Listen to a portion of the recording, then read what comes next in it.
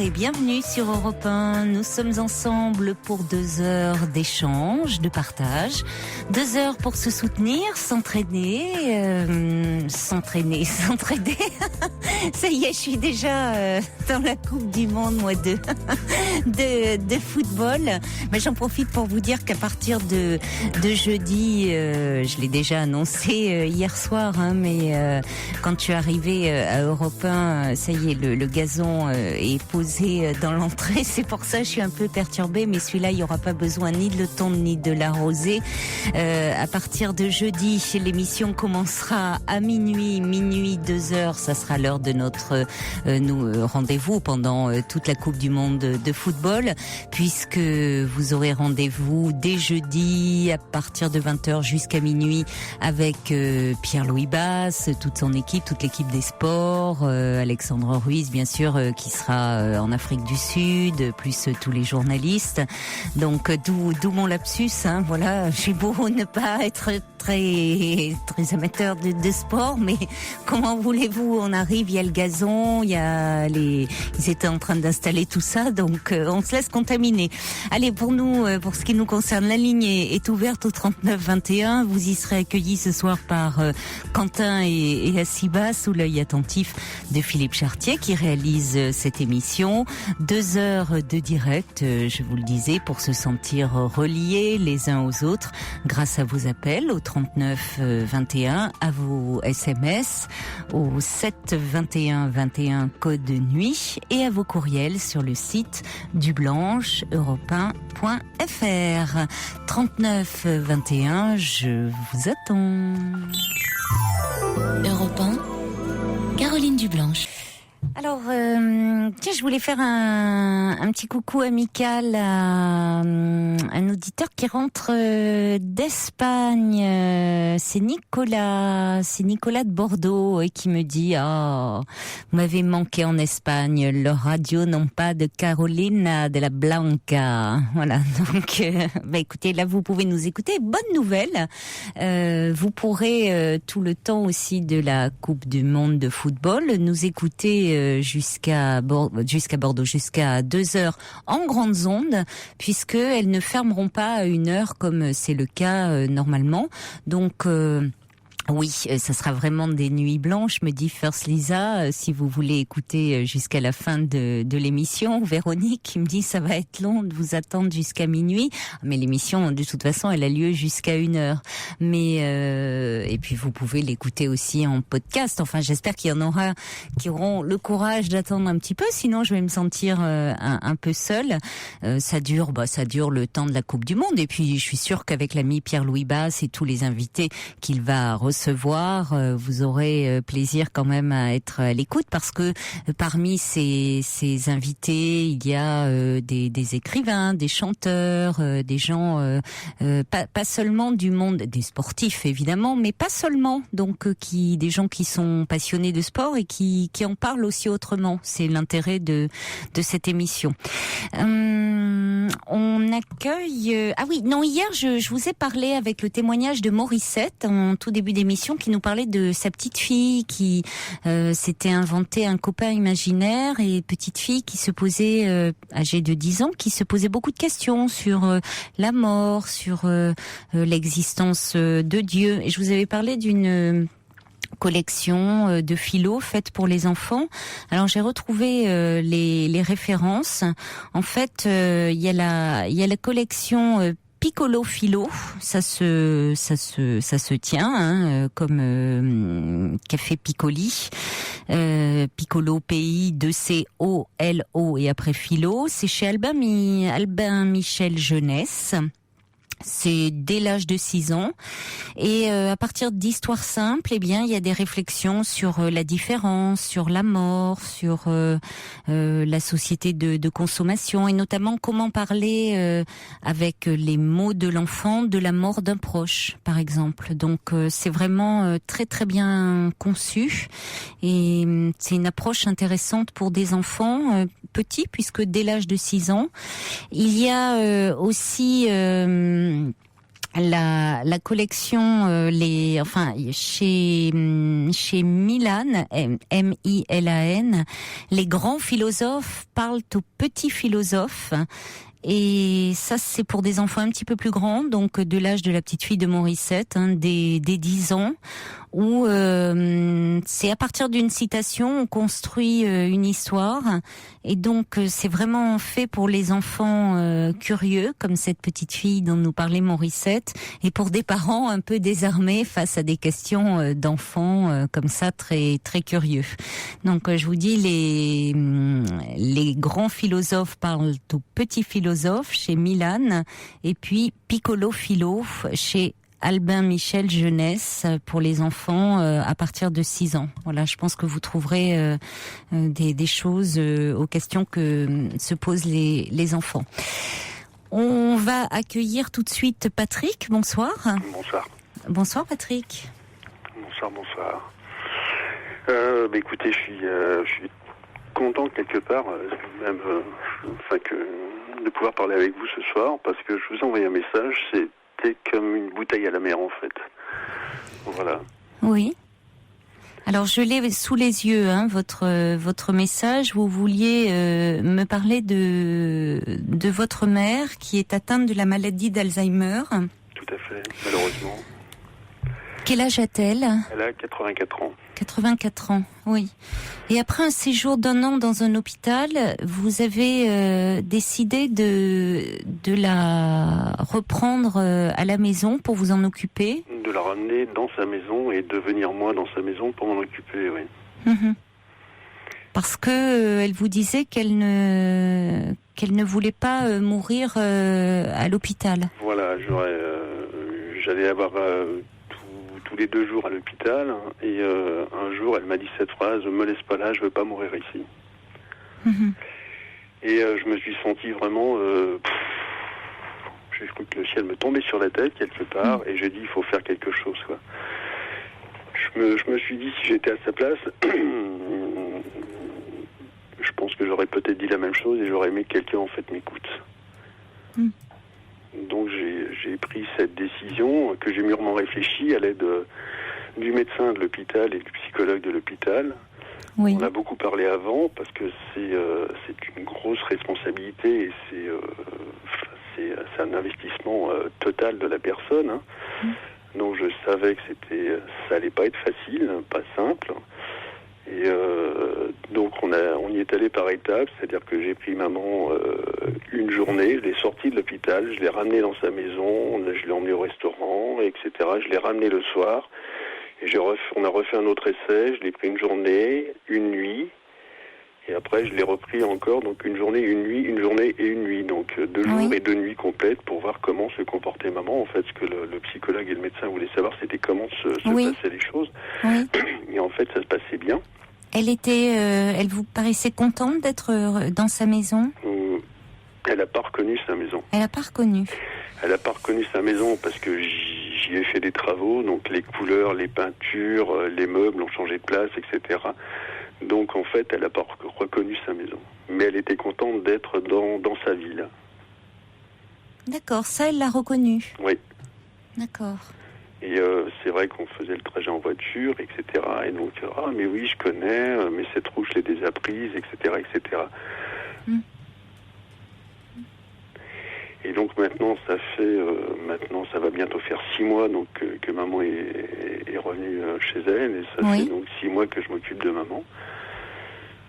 Mais comment ça se passe ? Ça veut dire que vous, je ne sais pas, vous êtes retraité ou vous ? Non, je suis pas retraité, non, j'ai pas l'âge d'être retraité encore. Je ne sais pas, je connais pas votre âge, donc. J'ai arrêté toutes les activités que j'avais pour m'occuper de maman. Et vous vous en sortez financièrement ? Pour l'instant, ça va. Et vous vivez seul ? Vous viviez seul avant Je vivais pas seul, mais le fait que la personne avec qui je vivais, lorsque je lui ai expliqué que maman avait la maladie d'Alzheimer, un matin j'ai eu cette belle phrase, je peux pas supporter ça. Oui. Mais ça veut dire que vous n'êtes plus avec cette personne ? Non, c'est terminé. Oui, c'est un vrai sacrifice. Hein. Ah, j'aime pas ces mots-là. J'aime pas ces mots-là. Genre, quelque part, je commence à être fatigué de certaines phrases que j'entends de gens. Bah oui, Ce que vous faites est formidable. Il y a peu de gens qui le font, etc., etc. Le médecin, etc. me l'ont dit également. Et puis d'un autre côté, j'entends aussi d'autres phrases de la part du médecin et du psychologue, donc de l'hôpital, avec qui je reste en contact régulier. Et qui me disent, on aimerait bien qu'il y ait beaucoup plus de gens comme vous, mais... Bah oui, mais enfin, eux, bon, c'est leur point de vue, parce qu'ils voient les gens... En même temps, c'est leur métier aussi, hein, d'être là pour accompagner les personnes. Hein. Oui, enfin... J'ai pas envie de parler d'accompagnement en ce qui concerne la présence. Non, leur métier, à eux, je parle. Tout à fait. En tant que médecin et psychologue. Eux, c'est leur métier. Donc, bon. Il n'y a pas le lien familial avec la personne, etc. C'est complètement différent. Oui, c'est pour ça que je dis eux, c'est un métier. Donc après, c'est pas pour ça de dire c'est très bien qu'ils vous disent que il faudrait qu'il y ait selon eux plus de personnes comme vous, mais pour autant, ça a l'air de dire que pour ceux qui n'ont pas le même comportement, ils agissent peut-être pas très bien. Ce qui est porter un jugement à l'inverse, voyez, alors que bon, écoutez, chacun fait comme il le ressent aussi à ce moment-là. Je pense complètement ça, et c'est pour ça que j'en ai assez de ces phrases, ce que vous faites est formidable, etc. Et comme vous le dites, il y a un jugement quelque part, positif et négatif, et ça, j'aime pas ça. Ça me déplaît et ça me gêne, quoi. Ça me gêne. Genre, moi, le choix... Vous ne vous voyez pas faire autrement? J'ai le choix. J'avais le choix et je l'ai toujours, c'est de la remettre... Non, mais vous le ressentez comme ça? Vous le ressentiez comme ça? Oui. Vous êtes seul? Vous êtes le seul enfant? J'ai un frère aîné. Oui.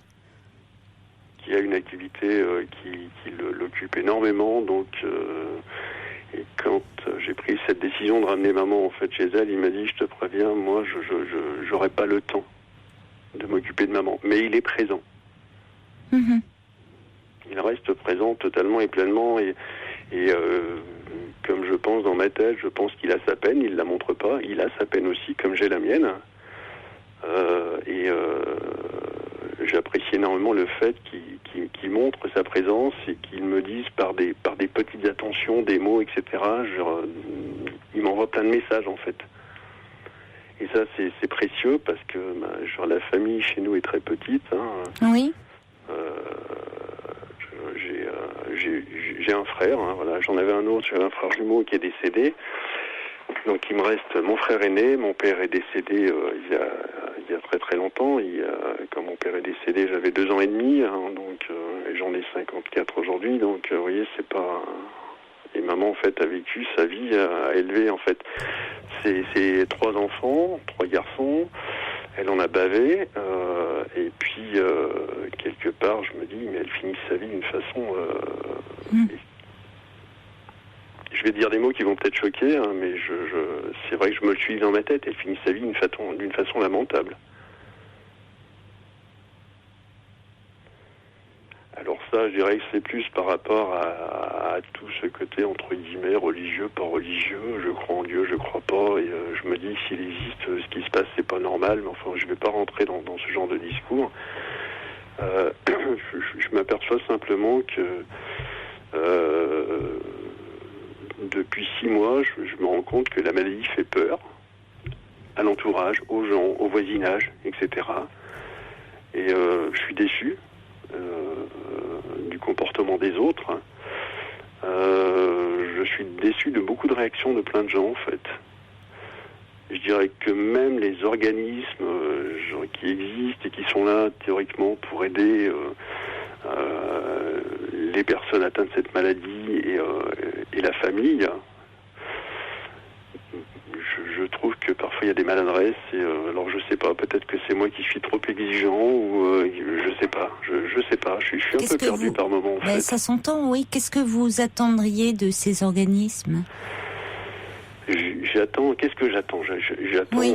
À une époque, j'ai attendu des conseils, des informations sur la pathologie que je n'ai pas vues. Il a fallu que je me prenne, moi, avec mes deux petites mains et aller chercher sur Internet et discuter avec quelques personnes pour avoir des informations. Qu'est-ce que c'est, comment on s'aperçoit comment ça évolue, etc., etc. Et je m'aperçois, en fait, il y a pas grand-chose. On n'a pas grand-chose comme information. Pendant un an, j'allais voir maman, donc je vous le disais, pratiquement tous les jours, et j'ai croisé dans cet hôpital tous les stades de la pathologie de cette maladie, quoi. Donc du regardable au pas regardable, quoi. Je pense que je suis maladroit dans mes mots, mais c'est pas facile d'exprimer et de dire des choses, quoi. J'ai dit il y a pas longtemps, j'ai deux personnes en face de moi, ma mère, ma maman, et j'ai une personne malade. Et j'assiste en fait à la dégradation physique et mentale de maman. Et tout ça, c'est pas facile. Et c'est vrai que parfois je suis perdu. Et je tire parfois des sonnettes comme ça pour essayer d'avoir des informations, des conseils. Mais je comprends, oui, parce que c'est important qu'il faudrait, enfin, que vous soyez pas seul, que vous ayez de vous aussi un peu un soutien et que même elle est avec vous, mais que vous puissiez avoir des relais de l'information, comme vous dites. Vous avez contacté l'association France Alzheimer ? Oui, à part une petite case de dépliants publicitaires, j'ai pas eu grand-chose. Vous n'avez pas après cherché à entrer en contact avec eux, peut-être de façon téléphonique. Il y a pas des structures là où vous êtes. Il y a pas. Je sais pas du tout comment ça fonctionne. Hein. Il y a un France Alzheimer dans chaque département, etc. Oui. Avec des personnes qui sont là, mais je dirais que ça reste entre guillemets basique. C'est très bien que ça existe. Mais moi personnellement, je repars des dépliants publicitaires et quelques informations, mais vraiment basiques, j'ai pas eu grand-chose, quoi. Voilà, quand on vous explique comment il faut faire tel dossier, parce qu'il y a des démarches complètement folles, genre à tous les niveaux, et puis ça s'arrête là, quoi. Et voilà, quoi. Et par rapport au voisinage, vous dites vous le voisinage, je suis revenu dans la maison de maman un peu avant que maman revienne. Et je croisais les voisins qui sont pas loin de la maison, et c'était des grands bonjours, des comment allez-vous, on discutait, etc. Et depuis que maman est revenue, je sens le côté fuyard, on va dire, fuyant. Voilà. Et je suis déçu aussi par ça, mais bon, c'est l'être humain. Ils ne sont pas venus vous voir ou la voir Je sors avec maman, s'ils sont là parce qu'ils sont dans la rue ou parce qu'on va se croiser quelque part, ça va être un bonjour furtif et voilà, quoi. Alors qu'avant que maman ne soit là, c'était une discussion et c'est un partage de quelque chose, quoi. Comment va votre maman, et tatati et tatata. Ils ne savent pas forcément comment s'adresser à votre maman, je pense. Aussi, oui. Vous voyez, c'est que vous avez déjà c'est votre mère, donc vous avez ce lien intime qui fait que vous dites vous-même, hein, par moment c'est votre maman. Tout à fait. Mais et puis par moment, attendez, permettez-moi, oui, par moment vous vous trouvez en face presque de quelqu'un, vous dites quelqu'un de malade, donc quelqu'un presque d'étranger. De par sa maladie. Tout à fait. C'est difficile, mais vous avez ce lien très intime où vous savez que c'est votre maman malgré tout. Et à la fois angoissant parce que par moments la maladie l'éloigne.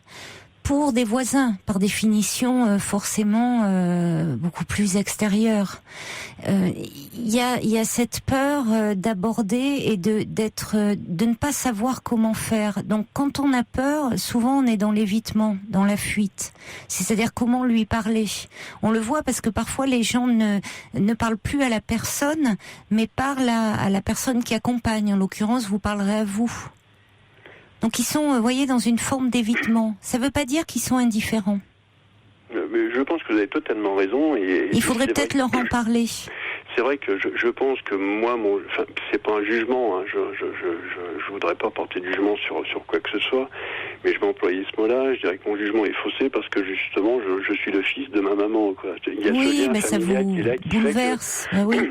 quelque part, ce que je dis est sûrement faussé. Mais vous êtes évidemment très très touché, très à vif par tout ça. Ça vous fait mal. Ça me fait très mal, oui, ça oui. c'est clair. Et c'est vrai que j'ai une amie avec qui j'ai des contacts téléphoniques réguliers, qui habite dans le nord de la France. Et je l'appelle souvent au téléphone et je dirais que quelque part, je vide mon sac, quoi.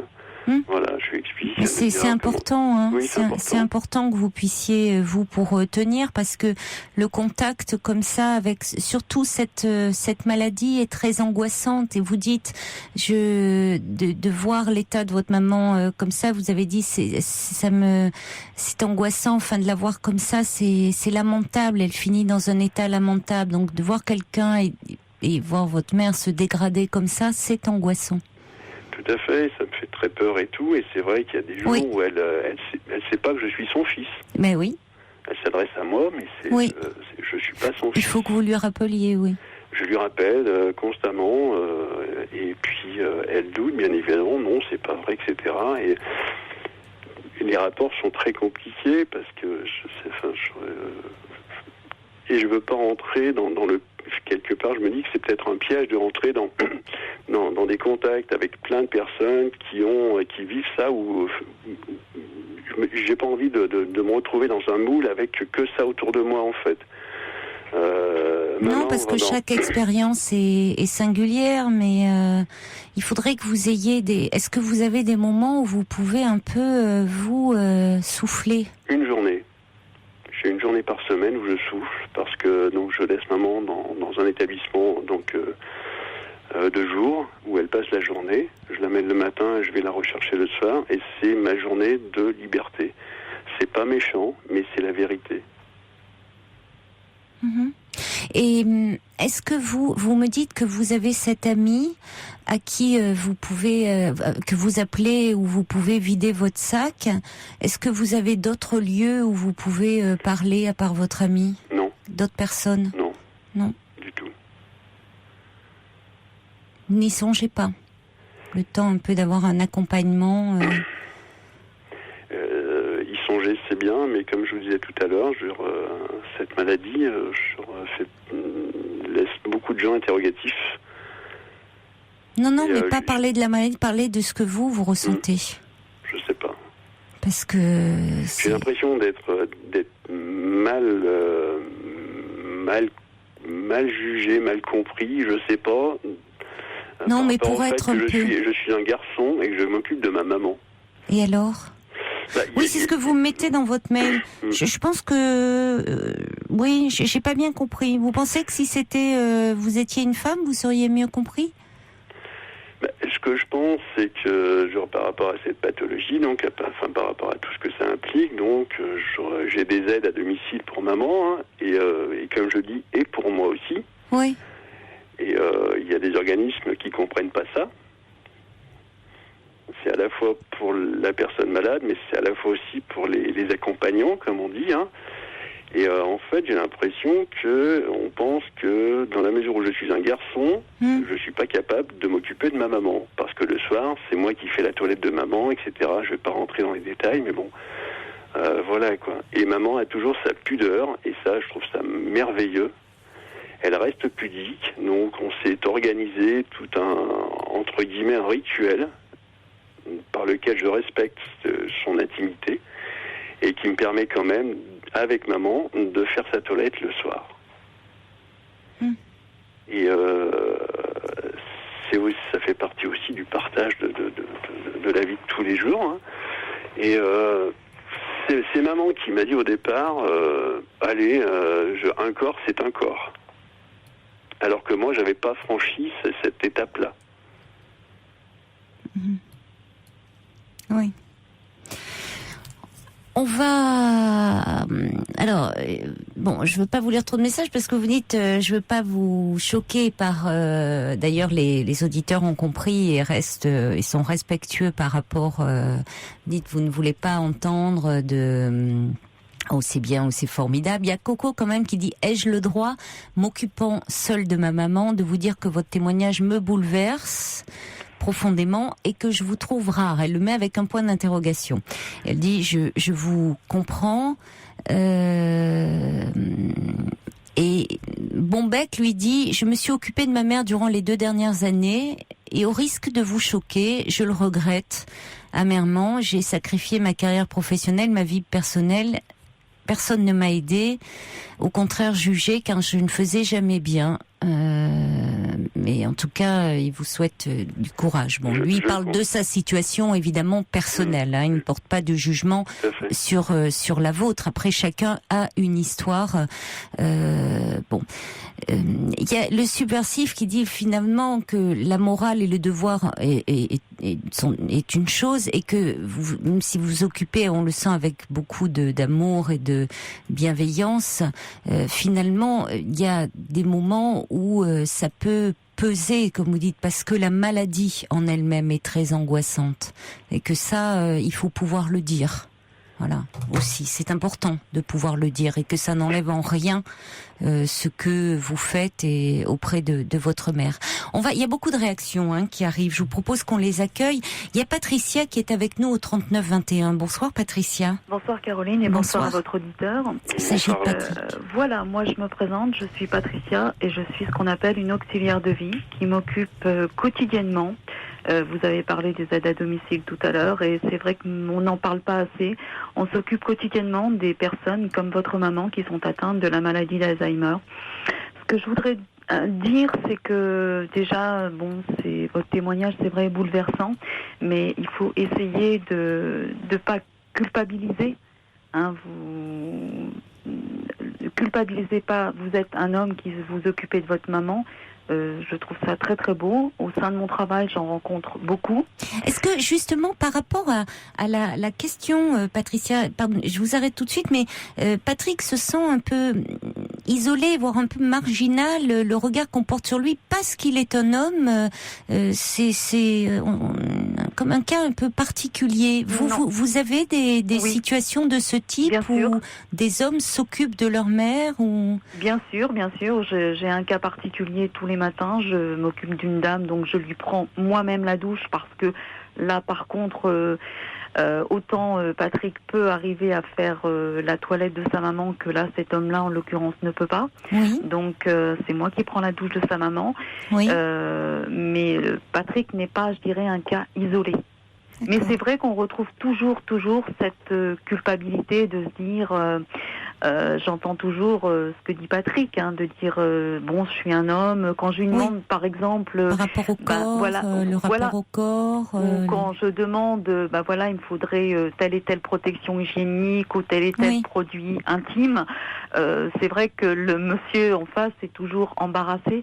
Parce que justement, il y a cette histoire du rapport au corps. Comme si c'était les femmes qui devaient s'occuper de l'intime et du rapport au corps. C'était les hommes devaient être exclus de ça. Voilà. Vous savez, excusez-moi de vous couper la parole, j'ai eu des réflexions, des remarques par rapport au fait qu'a priori, il y a quelque temps, je n'achetais pas les bonnes protections pour maman.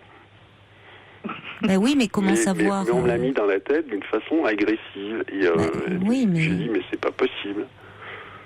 Oui. Et moi, je me retourne vers ces personnes et je leur dis, dites-moi, expliquez-moi, conseillez-moi. Oui.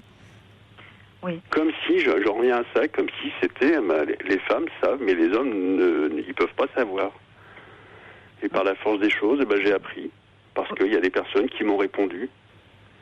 Oui, vous avez appris. Mais c'est vrai que, on a beaucoup il faut, avec une personne qui est atteinte de cette pathologie, il faut répéter sans cesse les choses.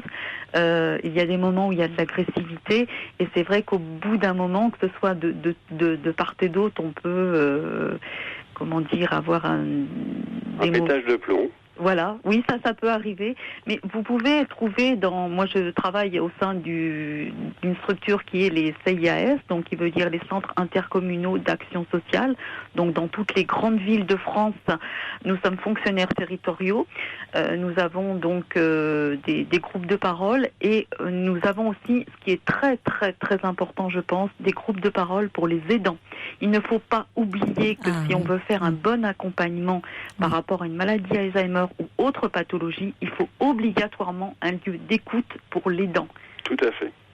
Et ça, j'insiste sur le fait que si vous avez dans votre secteur, n'hésitez pas à y aller.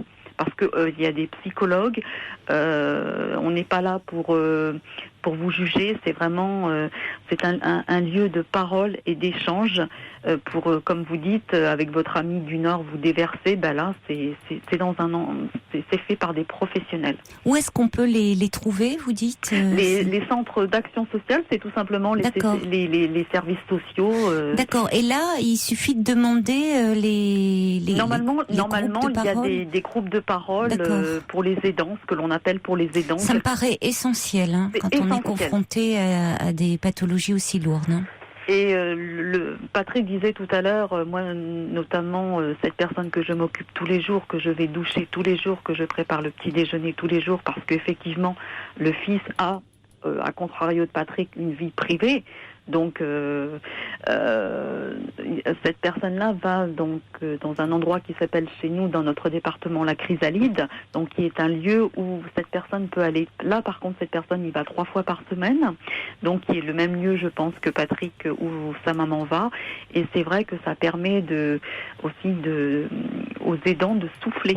Ça permet de souffler, exactement. Il faut surtout, Patrick, ne culpabilisez pas parce que vous mettez votre maman dans un lieu où elle sera avec d'autres personnes pareilles qu'elle. Donc, il y aura un échange, elles font des choses ensemble, elles apprennent. Enfin, moi, je sais que dans le centre de mon département, elles font des petites choses, ne serait-ce que des petits dessins, des compositions de par exemple, l'élaboration du menu du jour.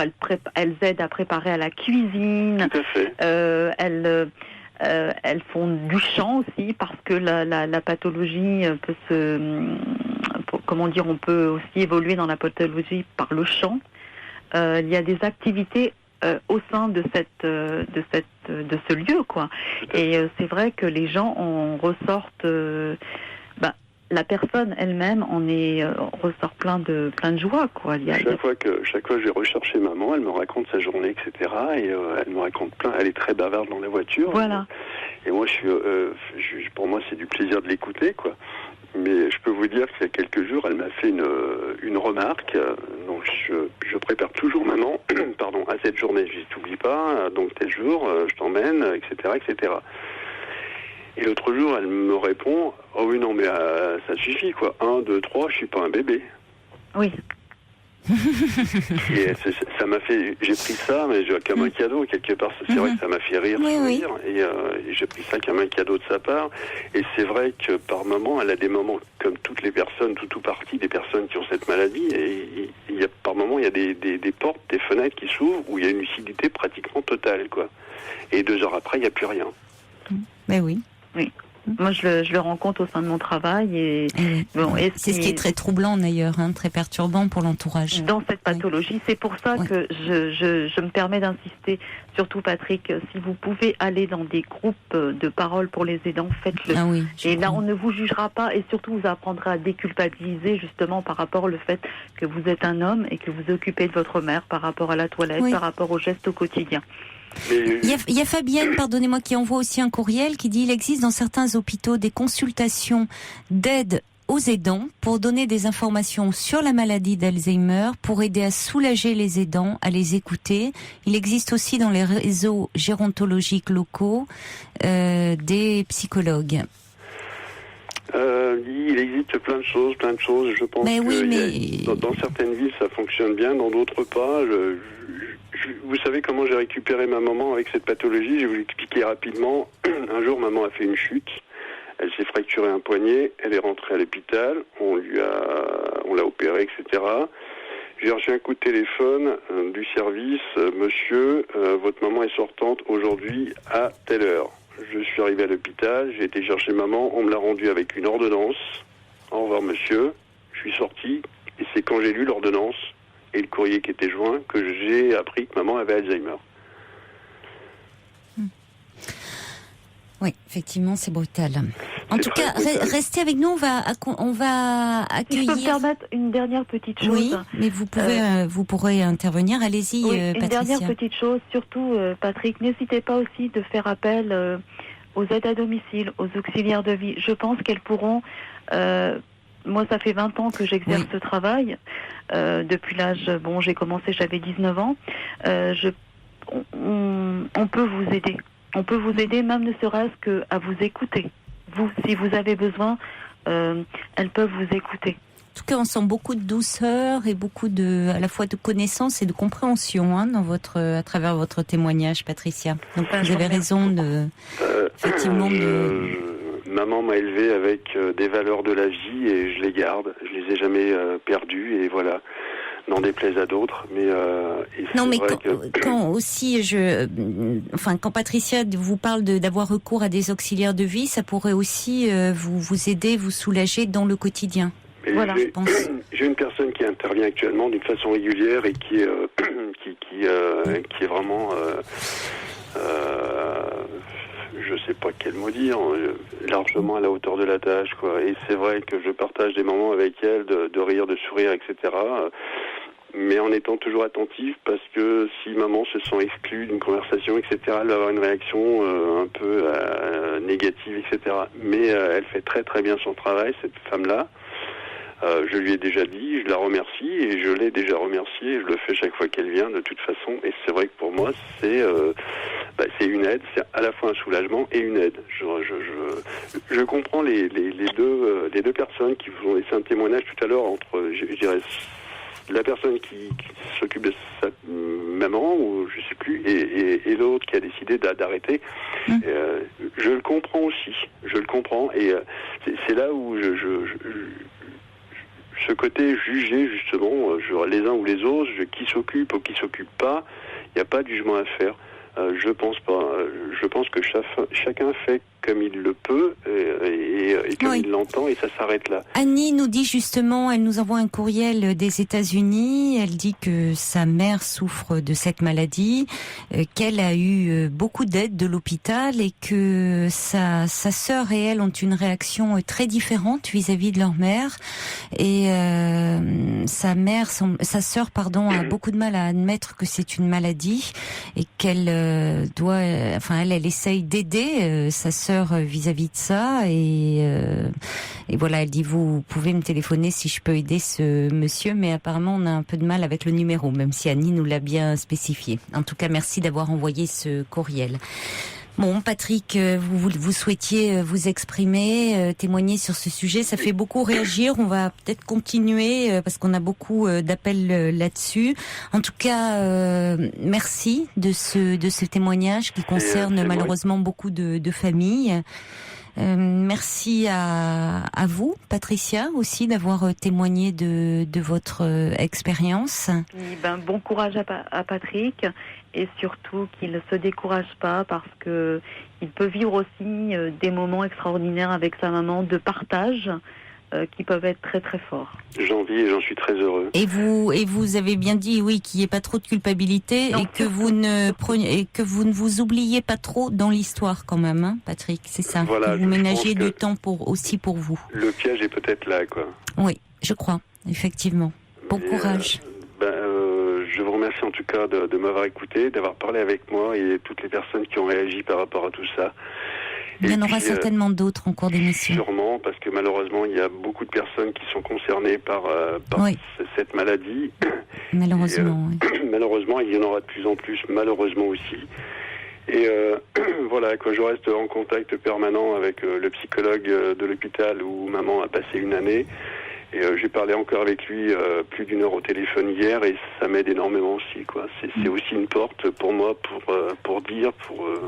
pour vous exprimer. Voilà. Bien.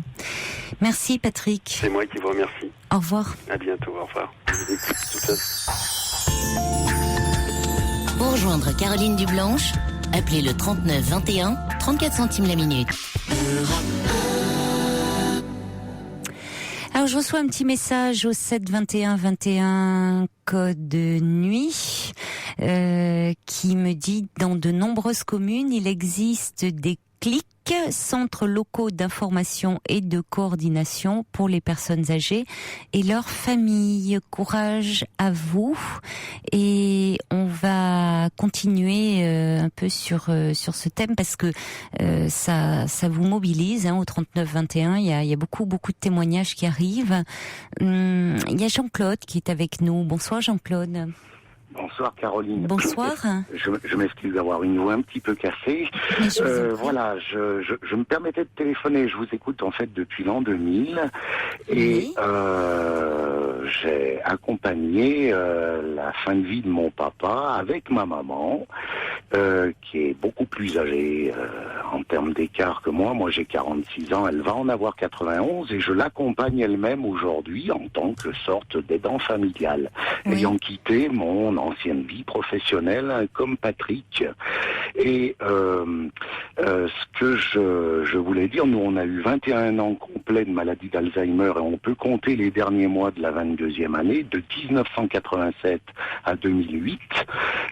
Et bien pendant toute cette période, où d'ailleurs en vous écoutant, ça m'a permis de me reconstruire, je voudrais simplement passer les messages qu'il ne faut pas que ce monsieur qui a d'énormes qualités humaines, je pense en avoir aussi un certain nombre, où on est capable de s'oublier pour aider les gens qu'on aime.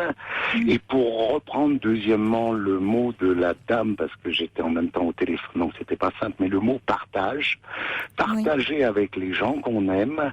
Je voudrais pas dire brutalement que parce que je suis un enfant adopté, que j'ai 46 ans, ma maman en a 91 et mon père en aurait eu 90 cette année.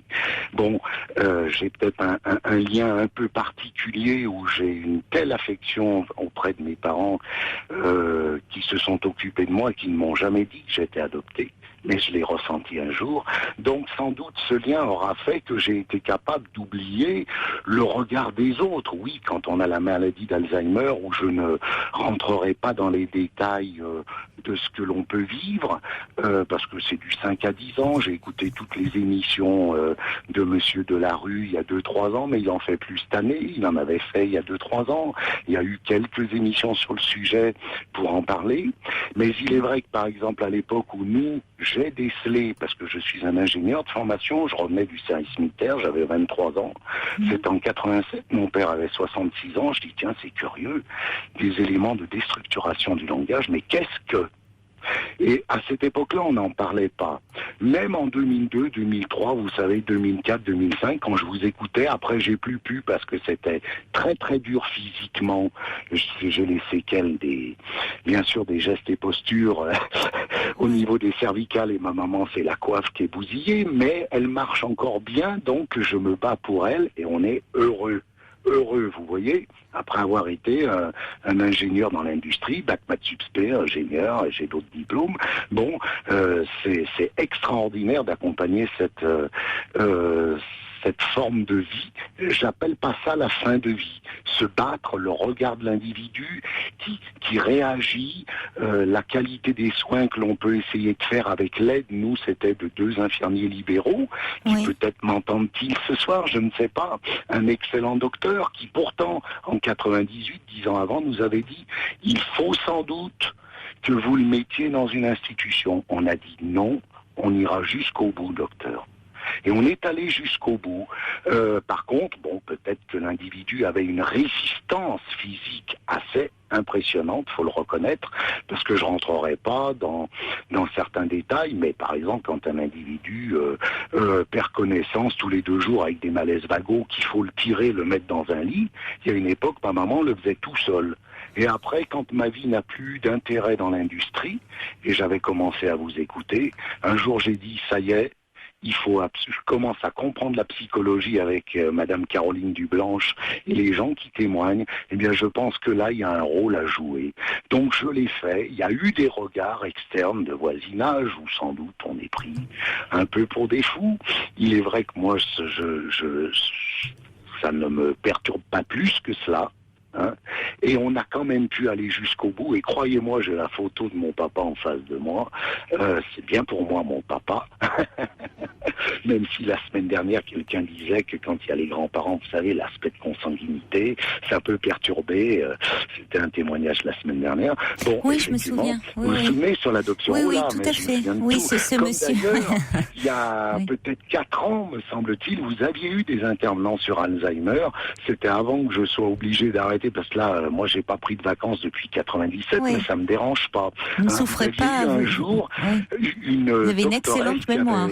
Qui avait expliqué qu'elle avait aménagé toute la maison. Vous vous souvenez pas de cet échange un soir? Elle avait aménagé la maison. De quelle façon? Elle faisait tous les éléments. Ben moi, en tant qu'ingénieur, vous savez, ce qu'on appelle mettre au point l'ensemble des éléments de gestes et postures pour s'occuper de quelqu'un.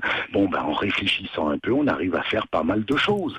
J'ai mis au point des procédés pour arriver à voir comment, à un moment, ne rentrons pas dans les détails, mais c'était même passionnant d'utiliser ces connaissances avec l'aide des infirmiers qui, eux, faisaient la pratique. Ok, on pouvait essayer de modéliser pour voir à quel moment on va aider mon papa sans le faire souffrir à pouvoir, ben, vous savez, expurger les choses qui ne peuvent plus sortir parce que la commande ne marche plus, alors qu'avant elle marchait et il faisait tout sur lui. Bon, on va, voilà. Simplement, c'est un combat, c'est vrai, mais la joie de l'individu, même quand vous allez lui donner à manger, et puis que là, tiens, c'est une crème au chocolat, parce qu'il faut aussi maîtriser tous les repas. De temps en temps, on peut lui donner une petite gâterie.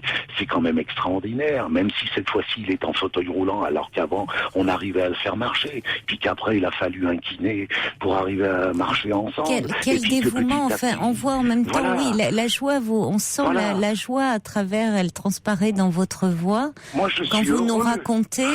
Et c'est ces petites choses du quotidien qui peuvent paraître dérisoires, mais quand on est que peuvent comprendre tous les gens qui à un moment ont été malades, souffrants, immobilisés, ou c'est vrai que ce sont des petites choses qui redeviennent à ce moment-là essentielles, dont on n'a plus conscience quand tout va bien. Et quel trésor de générosité, de tendresse, d'attention, d'amour, hein, vous avez déployé. Je suis comme ça parce que c'est ce que font normalement les parents aimants vis-à-vis de leur enfant, et là vous lui avez rendu au centuple à votre papa. Nous l'avons fait ensemble avec ma maman. Il est vrai que quand mon papa est décédé d'une forme d'hémorragie qui après a duré 6 jours, nous étions à une limite, je vais faire très vite pour terminer, nous étions à une limite de l'épuisement, si vous voulez, où j'étais aussi amené à gérer ma maman qui passait de 9 à 19 de tension, parce qu'elle, elle avait déjà 87, 88 ans. Je sais pas si vous imaginez, alors qu'en général, on dit toujours que le conjoint direct, le référent, c'était pas moi, c'était ma maman. Moi, je n'étais là que pour aider. Et bien, en général, au bout de 4-5 ans, même à 75 ans, quand vous avez un Alzheimer depuis 5 ans, supposons, les gens n'en peuvent plus. Mais la volonté aura fait que. Donc, il faut que... Quelle volonté, quelle détermination, en tout cas. Merci beaucoup, parce qu'on est obligé de se quitter, mon cher Jean-Claude, mais c'est un très beau témoignage, hein, quand on voit quelle détermination. Merci. Toute votre émission pendant 10 ans m'a aidé à tenir, parce que quand on est quelqu'un qui aime vivre seul, moi j'ai vécu 3 ans de harcèlement. Oui, on ne peut plus, Jean-Claude, on peut plus. Après, c'est un très beau compliment en tout cas. Merci beaucoup Jean-Claude, je vous embrasse. Au revoir.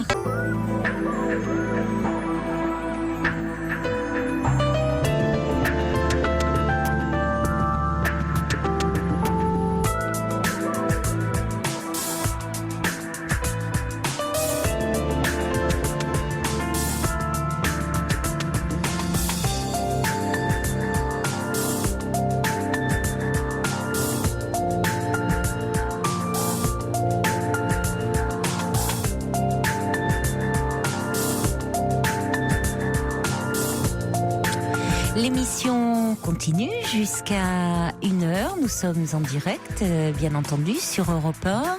Vous pouvez continuer à appeler le 39 21, nous envoyer des courriels sur le site dublanche.europe1.fr et vos SMS au 7 21 21 code nuit. Alors nous avons commencé cette émission avec le témoignage de Patrick qui avait fait le choix de ramener sa mère atteinte de la maladie d'Alzheimer chez elle, dans sa maison, et de s'en occuper. Ça a suscité beaucoup de réactions, et il y a des messages qui arrivent là par SMS.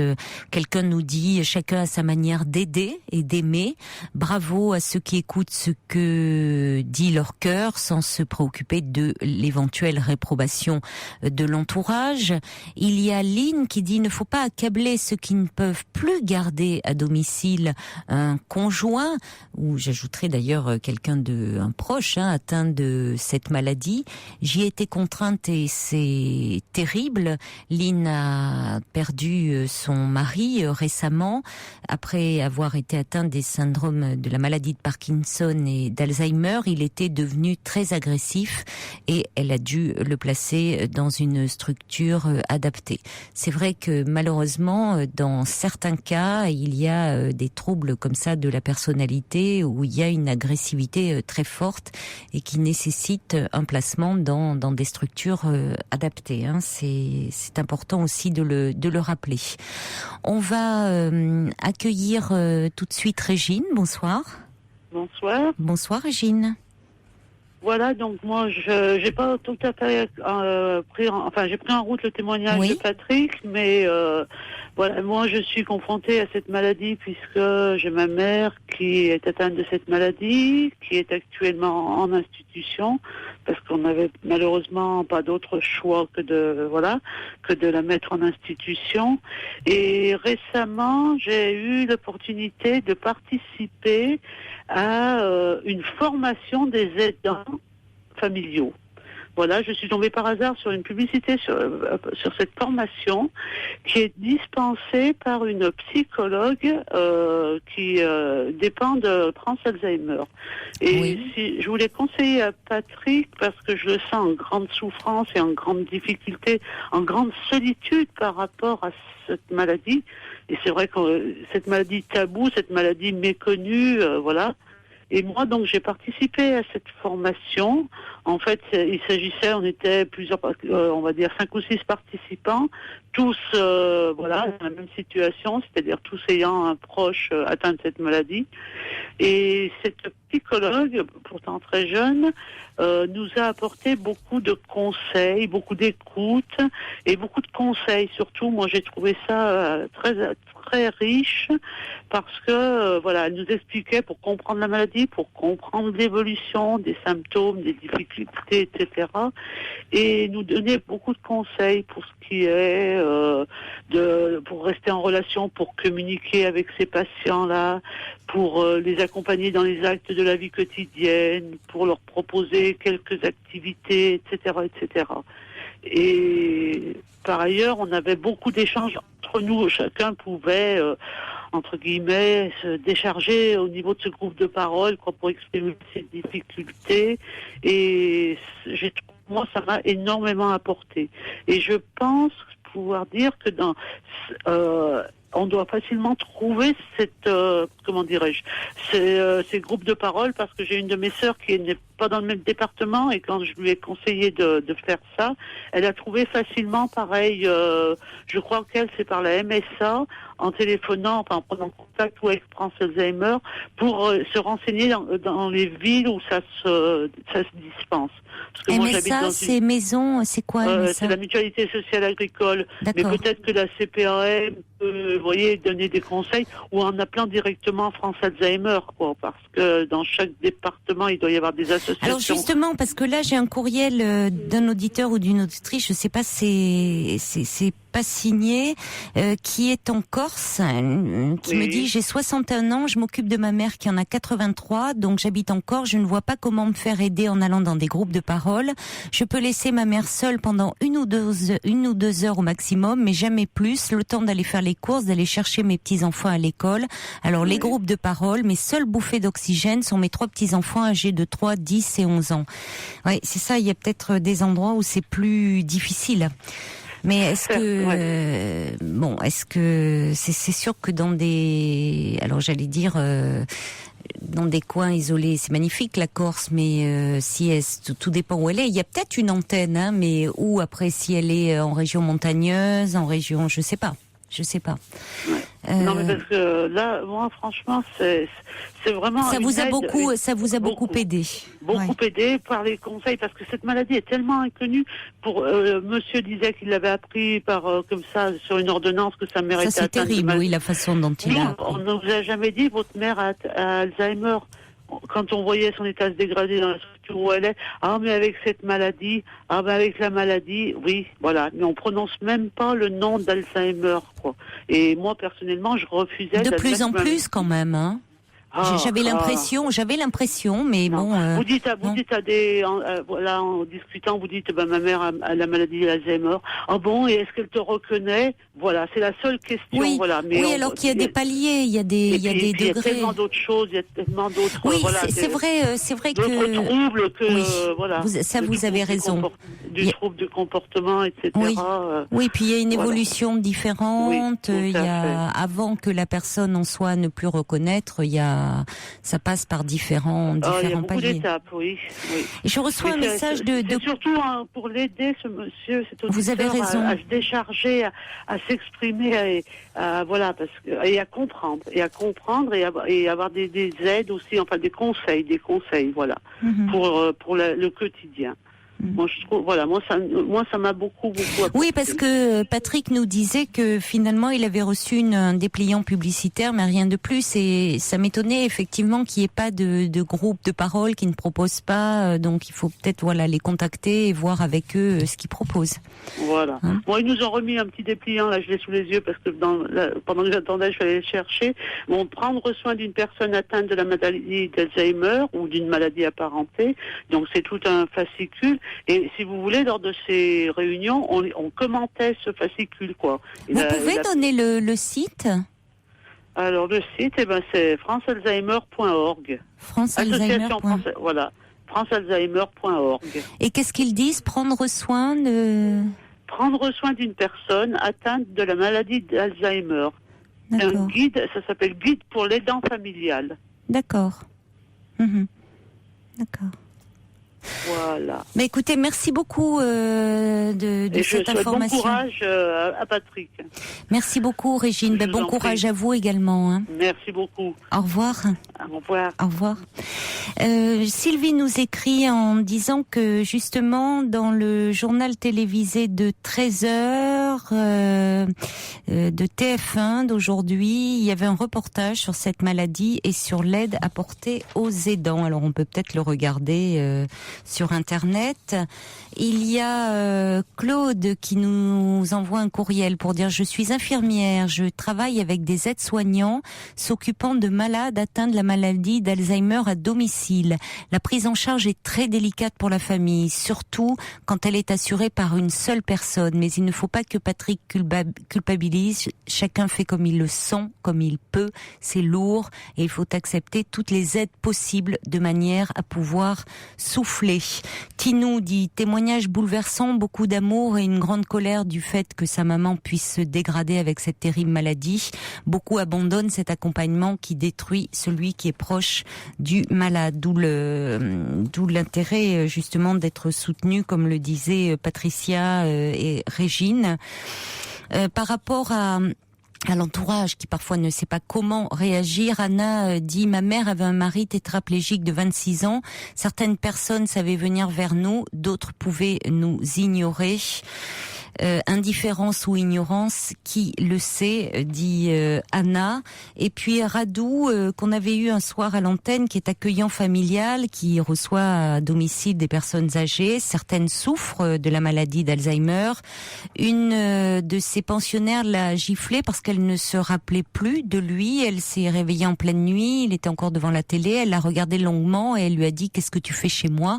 en oubliant qu'elle était dans une famille d'accueil. Elle a insisté pour qu'il quitte les lieux et quand lui a insisté qu'elle devait retourner dans sa chambre, elle a de nouveau giflé.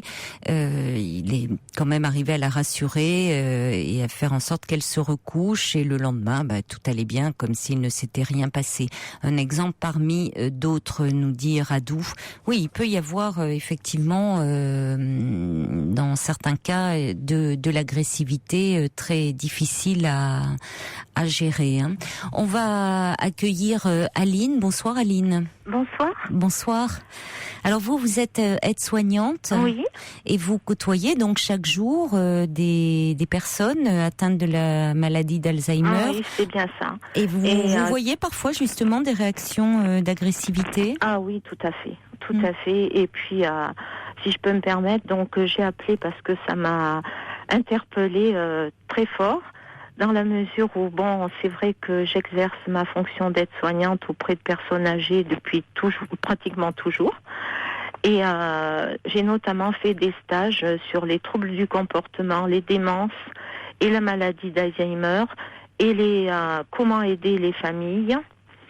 Ces stages se sont déroulés en mars et en avril, et ce dans le but justement de pouvoir aller exercer ma fonction dans une autre structure qui va s'ouvrir, et notamment éventuellement en accueil de jour si je suis acceptée. Donc c'est vrai que j'essaye de me documenter le plus possible, en plus de mon vécu, pour pouvoir accompagner ces personnes-là. Ceci dit, par rapport au témoignage de Patrick, je suis très,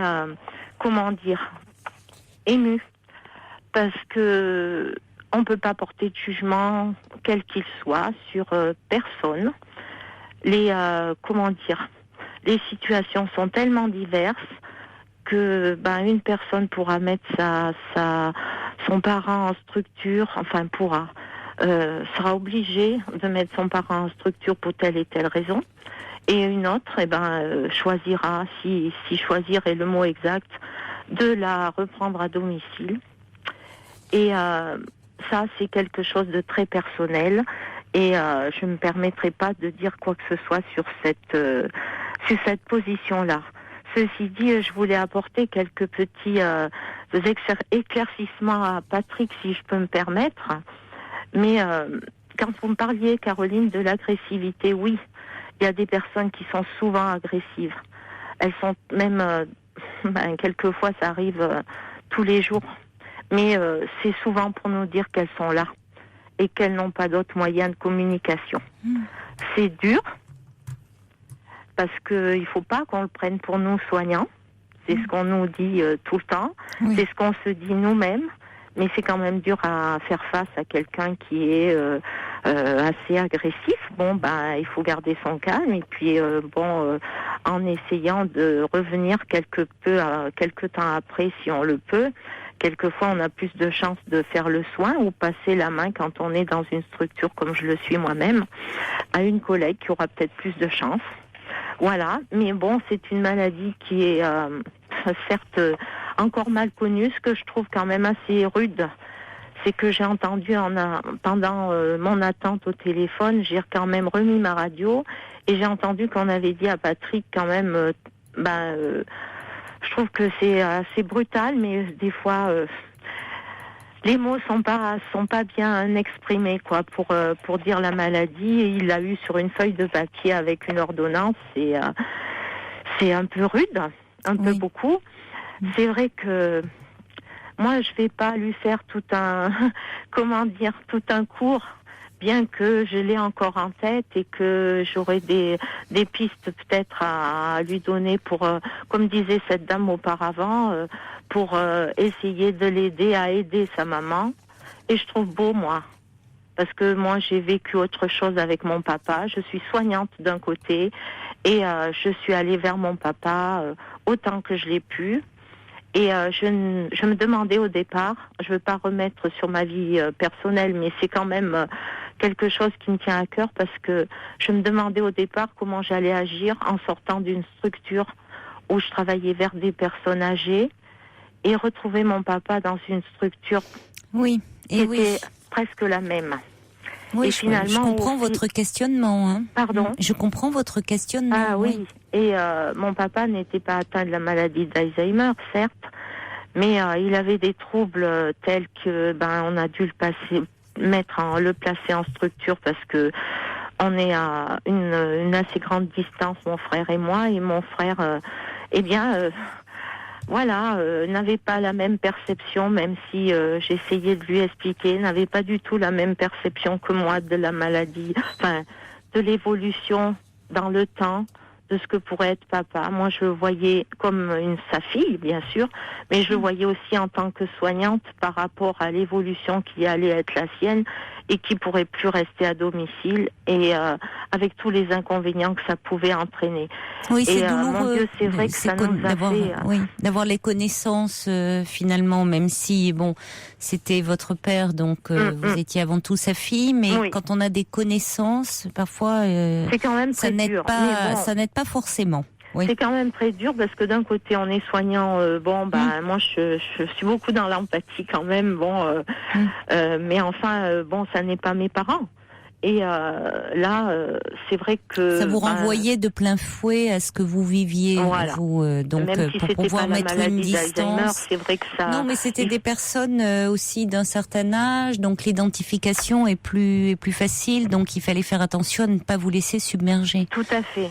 Ouais, quand on est dans la relation d'aide... il se trouve, figurez-vous que après beaucoup de démarches, et après beaucoup de, on va dire... mais la tête retournée, je vais dire, on a trouvé une structure grâce à ma petite belle-fille, donc je la remercie du fond du cœur, et une structure qui était relativement appropriée, entre guillemets, à mon papounet. Et puis, au fur et à mesure du temps, je me suis aperçue que j'allais voir mon papa en sortant du travail, comme si j'allais le voir chez lui. C'est peut-être mon travail qui m'a aidé là-dedans. Je ne sais pas. Je n'ai pas la réponse. En tous les cas, j'ai été extrêmement bien accueillie, parce que quelquefois dans le travail, on voit comment se comportent les familles. Il y en a certaines qui sont bien à l'écoute des soignants, et d'autres le sont moins, et vice-versa, et ça crée des problèmes. Et ceci dit, en ayant vécu ça, je m'étais dit, certes, je resterai à ma place de fille. Et cette place de fille, j'y tenais vraiment. Et si vous voulez, je crois que je l'ai gardée jusqu'au bout. Et je ne suis pas devenue une soignante là-bas, vers mon papa. Mais, par rapport à Patrick, je vais lui dire que mon papa a accepté que ce soit moi après qui le lave et qui le couche pour que je reste plus longtemps vers lui. Et nous n'avons pas eu ni l'un ni l'autre. Vous en aviez parlé ensemble, et le fait que vous soyez, vous pensez, une professionnelle, une soignante, faisait que l'a aidé à accepter. Vous aviez à ce moment-là, vous aussi, peut-être une plus grande... Peut-être, et puis je vais dire aussi que j'avais une relation... Je l'ai toujours dans ma tête et dans mon cœur, mais j'avais une relation particulière avec mon papa. Et cela s'est fait tout doucement, pour ça. Et puis un beau jour, je lui ai dit, écoute, si tu veux que je reste un peu plus tard, il faut que... il y a l'équipe de nuit qui va arriver. Moi, je sais bien comment ça se passe. Il faut que tu sois couché, papa. Alors, on m'avait donné l'autorisation, entre guillemets, de rester plus tard, comme je voulais. C'était parfait pour ça. Et donc, il m'a dit, je préfère que tu restes plus tard. Donc, j'ai dit, il va falloir que tu acceptes que je mette une protection, que je te fasse ta toilette et que je te couche. Et je vais m'arrêter là pour mon papa. parce que ça me concerne directement et j'ai pas appelé pour ça.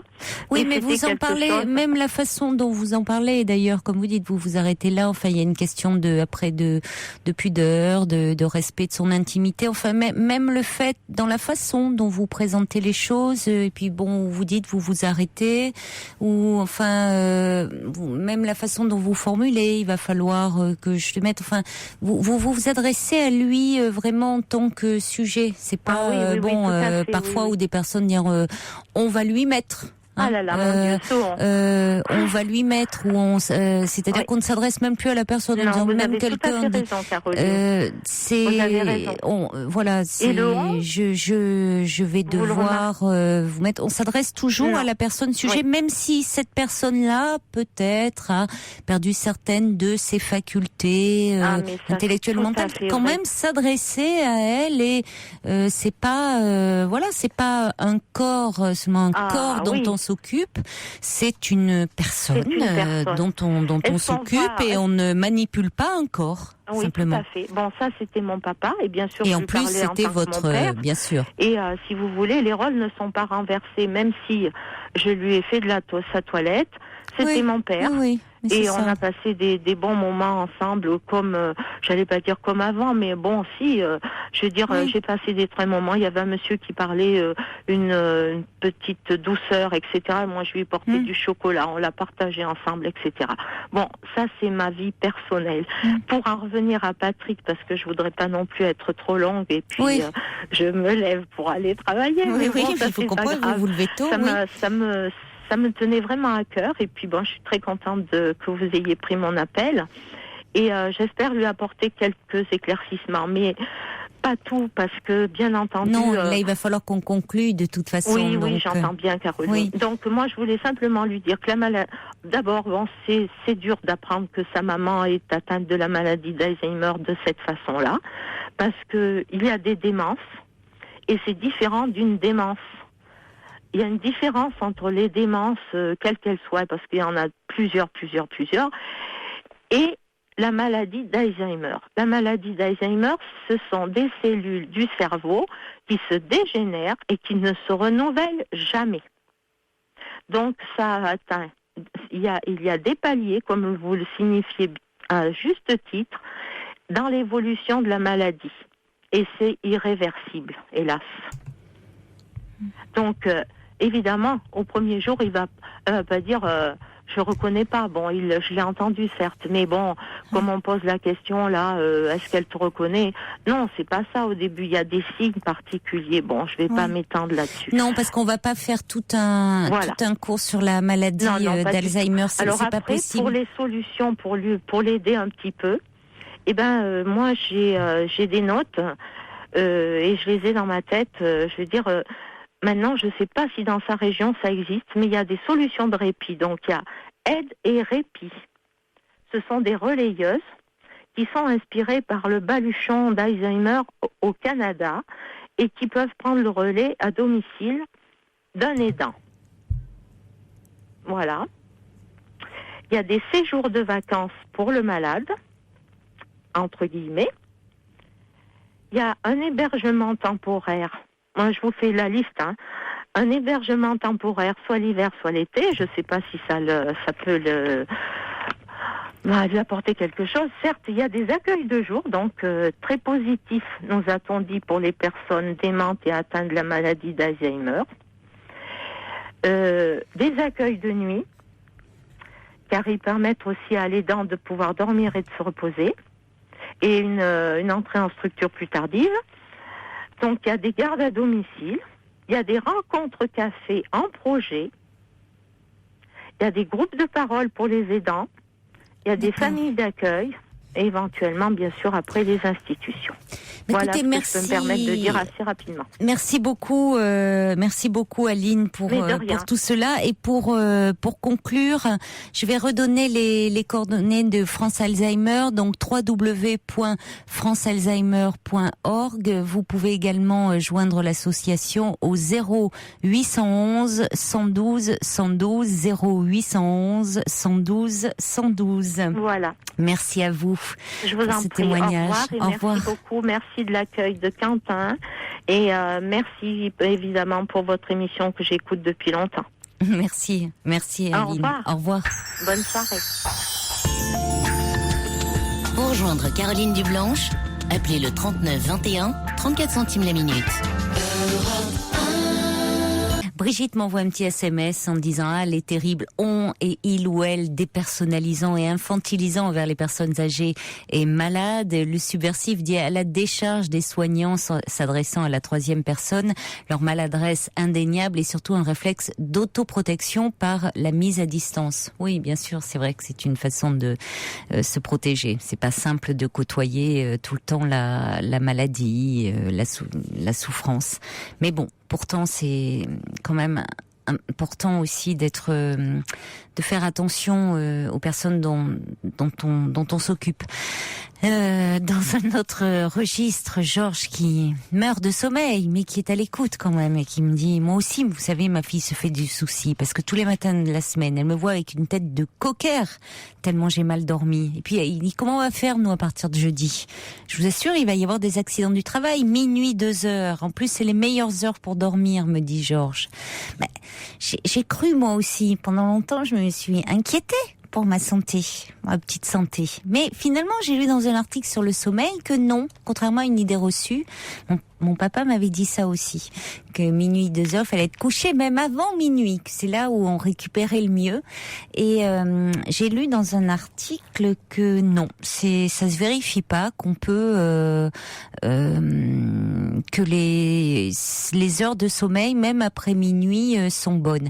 Mais qu'en revanche, c'est vrai que ceux qui font un travail de nuit, je pense vraiment toute la nuit, c'est plus compliqué parce qu'en général, ils associent le café, la cigarette, les choses comme ça. Et puis, mais le pire, c'est ceux qui ont des rythmes tantôt la nuit, tantôt le jour. Alors ça, vraiment, leur horloge interne est complètement déréglée. Donc non, Georges, minuit, 2 heures, ce sont pas les 2 meilleures heures. Bon, évidemment, je comprends que cela soit dur si vous vous levez à 6 heures. Moi, je me lève juste 6 heures plus tard que vous. Bon, ça me permet de mieux récupérer. Voire 6 heures, 8 heures de plus que vous. Allez, je vais pas faire de la provocation. On va accueillir Julie. Bonsoir, Julie. Julie ? Vous êtes là ? Oui, excusez-moi, oui, bonsoir. Bonsoir, Julie. Vous avez une toute petite voix. Oui, parce qu'en fait, j'ai des enfants qui dorment à côté, donc je vais essayer de descendre doucement. De descendre ? Oui, de descendre d'un étage, en fait. Ah, oui, d'accord. Oui, pour pas réveiller les enfants et pour que nous, on vous entende mieux. Voilà, exactement. Ah, on vous entend mieux, là, Julie. Donc, en fait, moi, je vous appelle parce que là, je suis dans une situation assez délicate. Oui. Dans le sens où il se passe pas mal d'événements négatifs dans ma vie et à un moment crucial où justement normalement je devrais être heureuse. Ce qui arrive, c'est qu'il y a 3 mois, mon mari m'a annoncé qu'il souhaitait se séparer de moi, divorcer, quoi. Et vous m'entendez ? Oui, très bien. Oui, parce que ça. Et sur le coup, moi je me suis dit bon, c'est peut-être une passade, il va revenir à la raison, on va essayer d'en discuter. Je veux dire, avant de se séparer, il faut quand même peut-être, je sais pas, mettre les choses à plat, essayer peut-être la médiation, voir un thérapeute, etc. Mais pas m'annoncer ça comme ça. Moi, je suis quelqu'un de très fragile qui, une fois je suis au bord du gouffre, en fait, j'arrive pas à remonter à la surface. Et ça a été le gouffre pour vous quand il vous a annoncé ça? Vous ne vous y attendiez pas du tout? Il n'y avait pas de problème de tension particulière dans votre couple? Si. On a eu énormément de disputes, mais si vous voulez, moi je suis quelqu'un qui... j'explose, je suis quelqu'un d'explosif en fait. Quand j'ai quelque chose à dire ou que ça ne va pas, etc., ou je me sens malheureuse, j'éprouve le besoin de dire les choses, ça me soulage. Et après, mais il s'avère que en fait, à chaque fois qu'il y a eu des explosions où je lui ai dit tout ce qui n'allait pas et tout ça, c'est comme si j'avais face à moi un mur en fin de compte. Ah oui, c'est terrible. Lui ne disait jamais rien. il gardait tout pour lui, Bon, bien sûr, il me faisait des reproches sur le quotidien. Si vous voulez, moi, j'ai laissé tomber mon activité pour garder mon enfant, parce que je ne souhaitais pas qu'il soit pris en charge par des nourrices, etc. Oui. Donc, j'ai pris un congé parental, parce que si vous voulez, on avait eu une première expérience pour mon grand qui a eu 5 ans aujourd'hui. Il avait été gardé par des nourrices, ça s'était mal passé. Oui. Ça m'avait laissé... ça m'avait un peu... laissé un malaise, un mal-être. Voilà. Et le plus petit à quel âge? Le plus petit va rentrer à l'école en septembre, donc il va avoir 3 ans, au mois d'octobre. Ouais. Mm-hmm. Et donc j'ai quitté mon activité professionnelle, et ça, il l'a très très mal vécu, dans le sens où lui, c'est quelqu'un de très... j'arrive pas à trouver mes mots, en fait, parce que lui, il est très dans le travail, il a beaucoup évolué professionnellement et tout ça. Et énormément évolué, et très très vite, en fait, parce il est très jeune, quoi. Oui, donc lui, il est très tourné vers l'extérieur, vers sa carrière professionnelle, alors que vous privilégiez beaucoup la famille. Voilà. Oui, donc déjà, vous avez une vision un petit peu, très différente au fond, en termes d'investissement. Moi, j'avais dit qu'à partir du moment où on a fait des enfants, je préférais être disponible pour eux. Oui. Après, je ne dis pas que j'aurais pas repris, si vous voulez, mon activité. En fait, je suis fonctionnaire, mon poste m'attend, etc. Oui. etc. Oui, donc ça, il n'y avait aucun souci. C'était le fait qu'il y avait eu un malaise pour le grand, et si vous voulez, moi, ça m'a renvoyé à des choses aussi personnelles. Et ça, je lui ai expliqué. Il connaît mon parcours, il connaît mon enfance, etc. Il sait que moi, j'avais été abandonnée quand j'étais petite. J'avais été prise en charge par de la famille. Ça s'était très, très mal passé pour moi. J'avais eu j'ai eu une enfance chaotique, etc. Et je lui disais, en fait, c'est comme si ça se rejouait. Le fait de laisser mes enfants à des gens que je ne connais pas. Oui. Ça me renvoie à moi-même. J'ai beaucoup de mal avec ça et tout ça. Donc, on en avait énormément discuté. Et si vous voulez, moi, je n'avais pas le permis de conduire. Donc, il m'a dit, tu mettras à profit ce congé parental pour passer ton permis de conduire. C'est quelqu'un qui me poussait, si vous voulez, vers le haut. Vous voyez ce que je veux dire? Il voulait que... Moi, j'ai pas confiance en moi, j'ai peur de l'échec, le travail, je faisais mon travail, si vous voulez, mais j'avais pas d'ambition. Un travail, pour moi, c'était un moyen de gagner ma vie, mais j'avais pas d'ambition d'évolution, etc. Oui.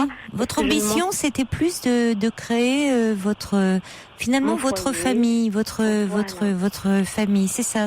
Vous n'avez pas les mêmes ambitions.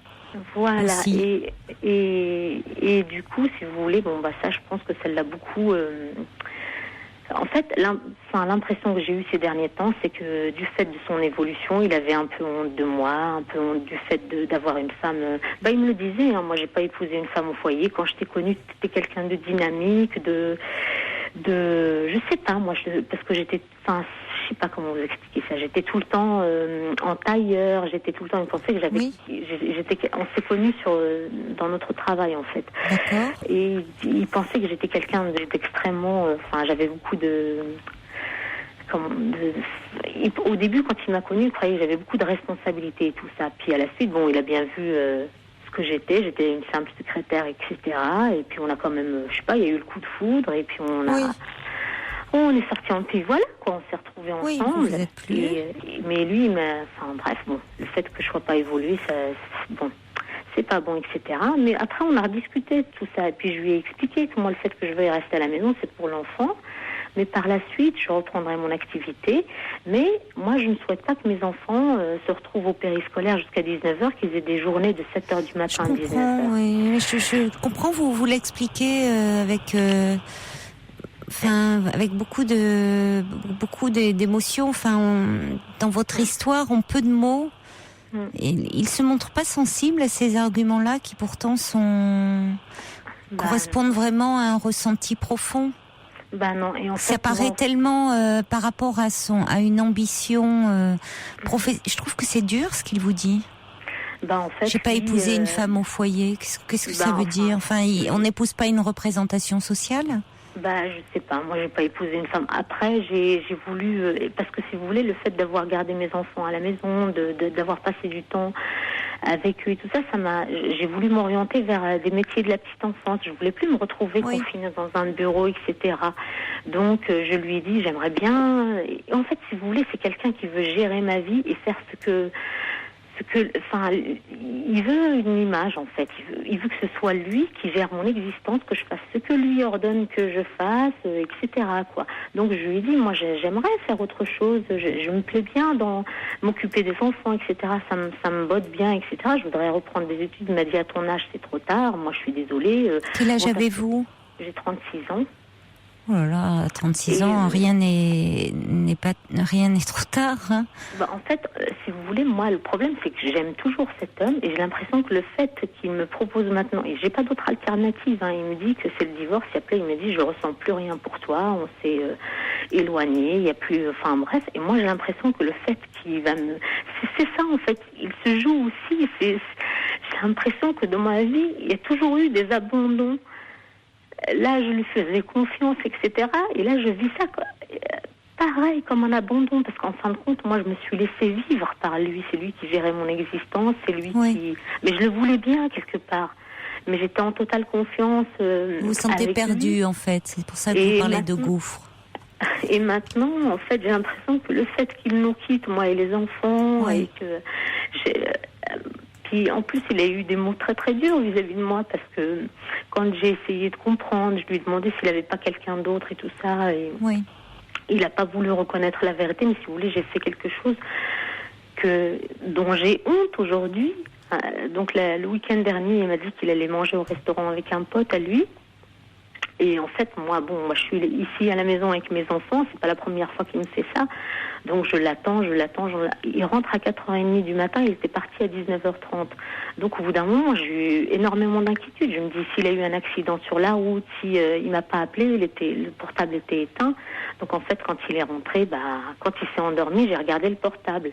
Et en fin de compte, il n'était pas avec un ami, il avait un message d'une femme. Donc j'ai la preuve qui lui disait, on a passé une bonne soirée, je t'aime, moi aussi je t'embrasse, quoi. En gros, c'était ça. Et donc, au lieu de faire comme si j'avais rien vu, moi je suis montée le voir à 4h30 du matin et je lui ai demandé des explications. Et là, j'ai pas reconnu l'homme que j'avais épousé. Il a commencé à m'insulter grossièrement, etc., que j'ai fouillé dans son intimité. Je lui ai dit, oui, mais tu me dis pas la vérité. Donc au bout d'un moment, je sentais venir les choses, si vous voulez. Je sentais qu'il s'éloignait, qu'il était souvent, soi-disant, pris par le travail. C'était l'argument qu'il nous donnait à chaque fois. Et ce genre de choses, moi, je ne sais pas si toutes les femmes les ressentent, mais moi, j'ai senti qu'il y avait quelque chose, que c'était différent, enfin bref. Et du coup, là, je lui ai dit, mais tu vois, ça, c'est la preuve. Tu as quelqu'un dans ta vie, tu te fiches de moi, tu me mens, tu m'as dit que tu étais avec un ami qu'on a en commun, et en fin de compte, non. Et en fait, il a effacé le message et s'est mis à me hurler dessus. Puis après, il m'a dit, non, il n'y a aucun message, mais t'es une folle, t'es schizophrène. Enfin bref, il a commencé à m'insulter tous les noms. Il n'a pas voulu reconnaître. Et là où c'est allé trop loin, c'est ce matin, pareil, je suis pas sur un excès de colère. Moi, je l'ai, relancé là-dessus par rapport à son aventure. Et là, sur un excès de colère, il m'a attrapé le bras et puis il m'a cogné la figure. Donc, il m'a donné 2 coups de poing. Donc là, moi, demain matin, je suis censée... cela dit, c'est aujourd'hui, parce qu'on est déjà minuit. Oui. Je suis censée recevoir les copains de mon fils, parce que je lui ai fait ses 5 ans. Vous avez des marques, là ? Ouais. Donc, j'ai essayé de masquer avec le fond de teint, mais enfin bref. Mais c'est pas son genre. Je sais qu'il l'a déjà fait plusieurs fois. Enfin, plusieurs fois, non. Quand on va vraiment très loin, là, il est pris en faute et tout ça, donc. Oui, d'accord, bien sûr qu'il est pris en faute, mais il y a d'autres réactions. Il est pris en faute, donc il s'énerve en parole, c'est une chose. Non, Julie. Non, mais vous l'avez cherché. Attendez. Je le relançais par rapport à son aventure. Vous la relancez. Écoutez, qui sorte à ce moment-là ? S'il sent qu'il peut pas se contrôler, qui sorte ? Si vous étiez excédé, que vous allez le relancer et tout, s'il sent un moment que ça monte, il sort, il claque une porte, il sort. Mais il vous met pas 2 coups de poing dans la figure, je suis désolée. Rien ne justifie ça. Enfin, bref, là... Non, mais Julie... C'est assez compliqué, parce qu'en fait, moi, c'est l'homme de ma vie. Moi, je l'aime, j'ai 2 enfants avec lui. Julie, je crois surtout que vous êtes perdue, vous êtes dans une peur terrible, ça vous fait revivre revivre des choses terribles de votre histoire d'abandon et que tout est mélangé en ce moment dans votre tête. Vous avez très très peur.